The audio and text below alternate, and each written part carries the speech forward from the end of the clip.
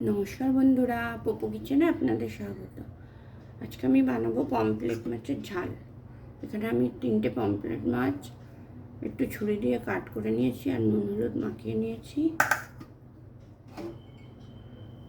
এখানে নিয়েছি কালো জিরে, কয়েকটা রসুন, কাঁচা লঙ্কা, ধনেপাতা কুচি, কালো সর্ষে, সাদা সর্ষে, পোস্ত, আর এখানে নিয়েছি হলুদের গুঁড়ো আর সামান্য একটু লঙ্কার গুঁড়ো, আর এখানে সর্ষের তেল।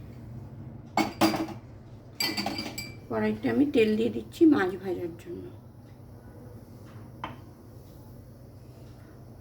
আর আমি সর্ষে, পোস্ত, কাঁচা লঙ্কার একটা পেস্ট বানিয়ে নেব।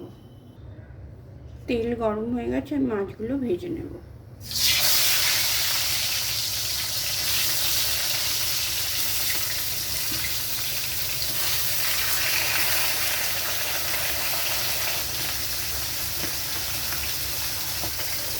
মাছ ভাজা হয়ে গেছে, আমি তুলে নিচ্ছি।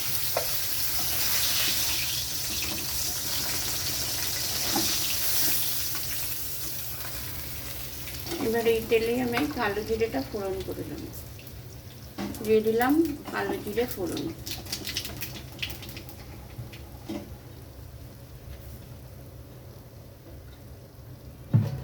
তার সঙ্গে দিয়ে দিচ্ছি হলুদ আর লঙ্কার গুঁড়ো।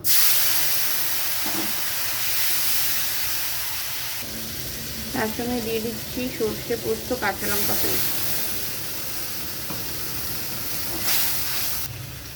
এবার আমি দিয়ে দিচ্ছি লবণ। তার সঙ্গে এখানে আমি একটা টমেটো কুচি করে রেখেছিলাম, সেটাও দিয়ে দিলাম। এবার আমি দিয়ে দেবো মাছগুলো।